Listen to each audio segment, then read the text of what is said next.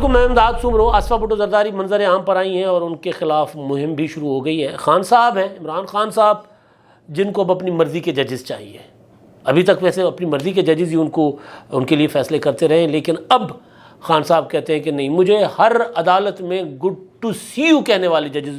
بیٹھے ہوئے نظر آنے چاہیے، اور ایک اچھی ڈیولپمنٹ ہے پاکستان کے لیے۔ پاکستان ڈیفالٹ ہونے جا رہا تھا، ڈیفالٹ ہونے سے بچ گیا، IMF کا معاہدہ ہو گیا، اور اسٹاک ایکسچینج جو ہے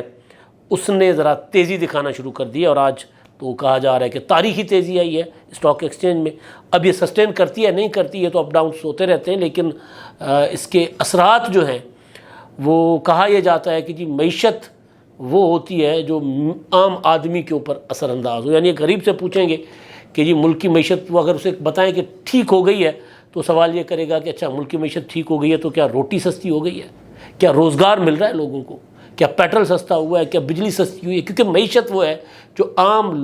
لوگوں پر اثر انداز ہو۔ اسٹاک ایکسچینج کا بہت اوپر چلے جانا، ڈالر کا نیچے آ جانا، اگر اس کا اثر ایک عام آدمی کی زندگی پر پڑنا شروع ہوتا ہے تو پھر کہا جا سکتا ہے کہ جناب یہ جو انقلاب آنے جا رہا ہے پاکستان میں تو اس کا آغاز ہو چکا ہوا ہے۔ تو آغاز میں کرتا ہوں عمران خان صاحب سے۔ آصفہ بھٹو زرداری صاحب والا معاملہ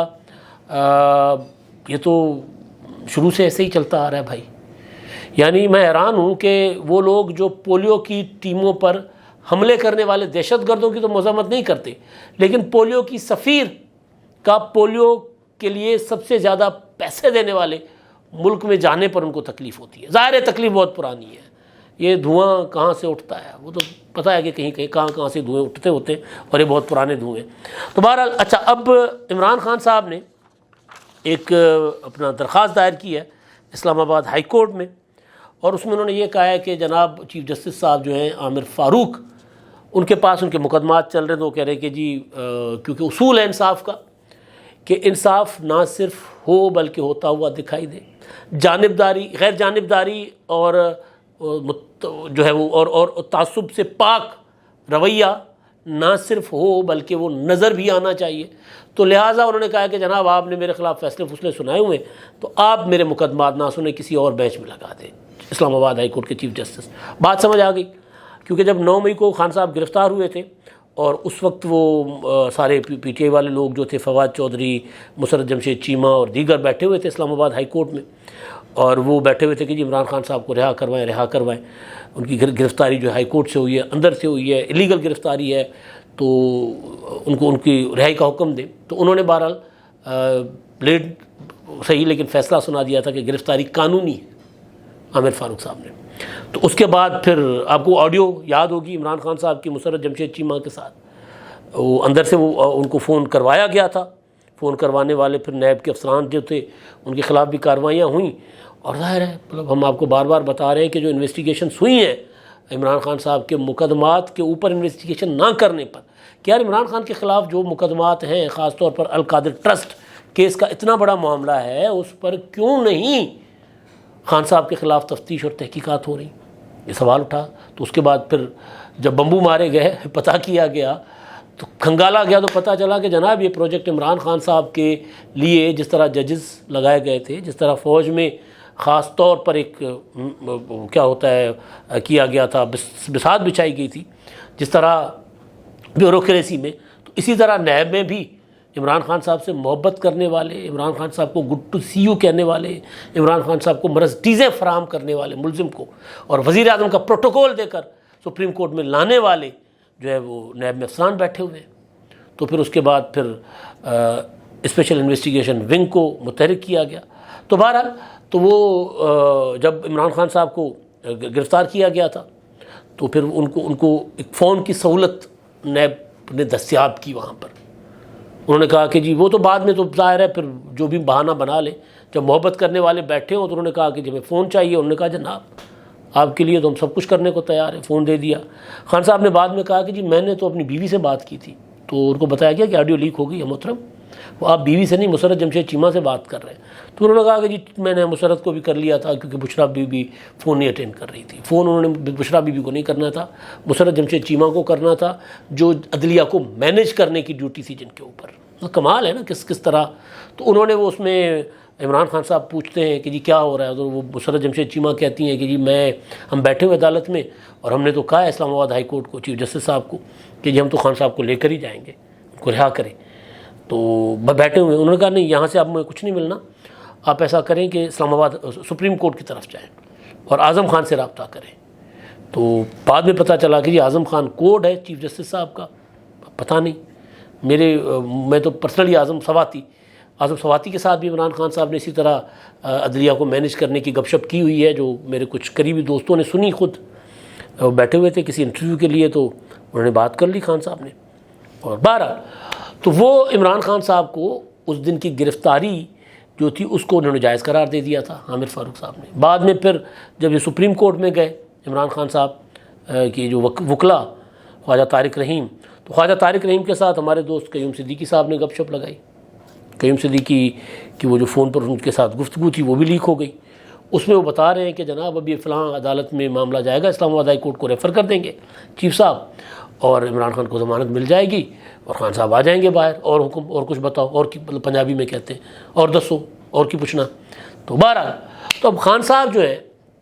انہوں نے کہا کہ نہیں جی عامر فاروق صاحب جو ہے، فاروقی نہیں، عامر فاروق صاحب جو ہیں، جسٹس عامر فاروق محترم چیف جسٹس اسلام آباد ہائی کورٹ، وہ میرے معاملات نہ سنیں. تھوڑا سا پیچھے چلتے ہیں. عمران خان صاحب جب نواز شریف صاحب کسی جج پر اعتراض کرتے تھے یا نواز شریف صاحب کو واٹس ایپ پر دی جانے والی سزا، یعنی واٹس ایپ پر فیصلے آتے تھے اور سزا ہو جاتی تھی، عدالت کے اندر ISI کے لوگ بیٹھے ہوتے تھے. جسٹس اسلام آباد ہائی کورٹ کے جسٹس شوکت صدیقی صاحب جو ہیں، ان کا آن ریکارڈ جو ہے وہ باتیں ان کی سرعام کہ جی کس طرح عدلیہ کو مینیج کیا جا رہا تھا. پھر ایفیڈیوٹ ان کا سپریم کورٹ میں دیا ہوا پٹیشن کے ساتھ وہ ہے. اور پھر اپنا جتنی بھی جوڈیشری میں جو فیصلے جنہوں نے نواز شریف صاحب کے کیے، چاہے وہ سابق چیف جسٹس صاحبان تھے، چاہے موجودہ چیف جسٹس ہیں، چاہے ابھی اس عدالت میں بیٹھے ہوئے جسٹس اعجاز الاحسن یا دوسرے لوگ ہیں، وہ سارے کے سارے ان کی پوری فیملیز نواز شریف صاحب سے نفرت کرتی ہیں. مجھے تو یہاں تک پتہ چلا کہ جناب یہ جتنی ایلیٹ ہے نا، یہ سارے بیٹھ کر کہتے ہیں لوہارا نے منڈے دوبارہ اور انہوں نے بچے ساڑھے تو حکمرانی کرن گے، سامنے عمران خان ورگا ہیرو چاہیے ہے. بھائی فینٹیسی ہے. تو بہرحال تو جب ان پر وہ نواز شریف صاحب اعتراض کرتے تھے تو عمران خان صاحب کہتے تھے کہ جی نواز شریف صاحب کو تو وہ جج چاہیے جو فون پر فیصلے کریں، اب عمران خان صاحب کو وہ جج چاہیے جو گڈ ٹو سی یو کہیں. اب وہ اب آیا اونٹ پہاڑ کے نیچے، جب اپنے مقدمات چلے تو پھر پتہ چلا، سندھی میں کہتے ہیں گھڑے بھی 100. اب پتہ چلا نا کہ کتنے بھاؤ بکتی ہے، آٹے دال کا بھاؤ معلوم ہو گیا کہ ایک جج جو گرفتاری ہوئی ہے عمران خان صاحب کی، گرفتاری وہ لیگل تھی، صرف اتنا ہوا تھا کہ عدالت کے اندر سے گرفتار نہیں کرنا چاہیے تھا. چلے رہائی مل گئی، اب آزاد ہیں. اب عدالت کل عمران خان صاحب نے دوبارہ اسی مقدمے میں پیش ہونا ہے اسلام آباد میں نیب میں، اور وہ کہہ رہے ہیں کہ جناب مجھے دوبارہ گرفتار کر لیا جائے گا. خان صاحب کہہ رہے ہیں، پتہ نہیں دیکھتے ہیں کیا ہوتا ہے. اچھا جی، اب معاملہ ہے آصفہ بھٹو زرداری صاحبہ کا. آصفہ بھٹو زرداری جو ہے وہ محترمہ بینظیر بھٹو شہید کی بیٹی ہیں، اور اگر میں غلط نہیں ہوں تو پاکستان کا پہلا بچہ ہیں جن کو پولیو کے قطرے پلا کر پاکستان میں پولیو مہم کا آغاز کیا گیا تھا. اور یہاں پر جو مذہبی جماعتیں تھیں، جو رجت پرست لوگ تھے، قدامت پسند لوگ تھے، انہوں نے پولیو مہم کے خلاف مہم شروع کر دی. یعنی دنیا ہمیں پیسے دے رہی تھی کہ اپنے بچوں کو معذور ہونے سے بچائیں تاحیات. اب اس سے پہلے دیکھیں بچے کتنے معذور اور وہ پولیو کے معذور بچے بیچارے وہ ظاہر ہے وہ اپنے اوپر ان کی زندگی اپنے اوپر بوجھ بن جاتی تھی. پھر اگر غریب گھر میں کوئی پولیو کا بچہ پیدا ہو گیا تو ساری زندگی ان کے لیے ظاہر ہے بچہ والدین کے لیے بوجھ تو نہیں ہوتا، لیکن ظاہر ہے ایک بچہ جو کچھ نہ کر سکے. تو محترمہ بینظیر بھٹو شہید نے خود اپنی بیٹی کو پولیو کے قطرے پلا کر میسج دیا تھا کہ پولیو کے قطرے کوئی سازش نہیں ہے. مجھے اچھی طرح یاد ہے، ہمارے ایک پڑھے لکھے دوست بتا رہے تھے کہ ہماری گلی کا ڈاکٹر جو ہے وہ یہ بتا رہا تھا کہ پولیو کے قطرے جو ہیں وہ ہمارے خلاف سازش ہیں،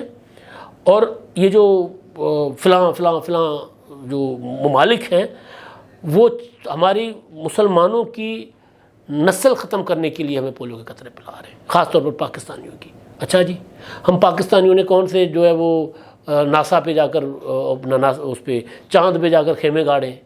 ہم کہاں جا کر مریخ پر بیٹھے، ہم کس ٹیکنالوجی میں دنیا کو ٹکر دے رہے ہیں. او بھائی ہم آج بھی مانگ مانگ کر کھا رہے ہیں، آج بھی ہمارا اسٹاک ایکسچینج IMF کے ساتھ معاہدہ ہونے کی خوشخبری میں، امکان میں اسٹاک ایکسچینج اوپر جا رہا ہے، ہم تو مانگ کے کھاتے ہیں بھائی۔ تو ہمارے خلاف سازش کیا ہوگی؟ اور پھر اس چیز کو مختلف سیاسی جو مذہبی جماعتیں ہیں انہوں نے پھیلایا، پھر یہاں تک ہوا کہ پولیو ٹیموں پر حملے ہونا شروع ہو گئے۔ پولیو ٹیموں پر کبھی خودکش حملے ہوتے ہیں، کبھی گولی چلتی ہے، کبھی گلی محلوں میں ان کو کٹ پڑتی تھی۔ پولیو ٹیم کے لیے سیکورٹی لگانی پڑی۔ پاکستان دنیا کا واحد ملک ہے جہاں آج بھی پولیو کے کیسز یا وہ ملتے ہیں نمونے، یعنی دو ملکوں میں پولیو رہ گیا ہوا، ایک پاکستان میں اور ایک افغانستان میں۔ ہم زیرو ہو چکے ہوئے تھے پولیو میں، الحمدللہ ماشاءاللہ عمران خان صاحب کی حکومت KPK میں آئی 2013 میں، اس کے بعد وہاں پر عمران خان صاحب ظاہر ہے، عمران خان صاحب پھر جماعت اسلامی اتحادی حکومت تھی، انہوں نے اس کو لفٹ نہیں کرائی پولیو کو، تو پولیو دوبارہ شروع ہو گیا ہمارے ہاں۔ کیونکہ میں نے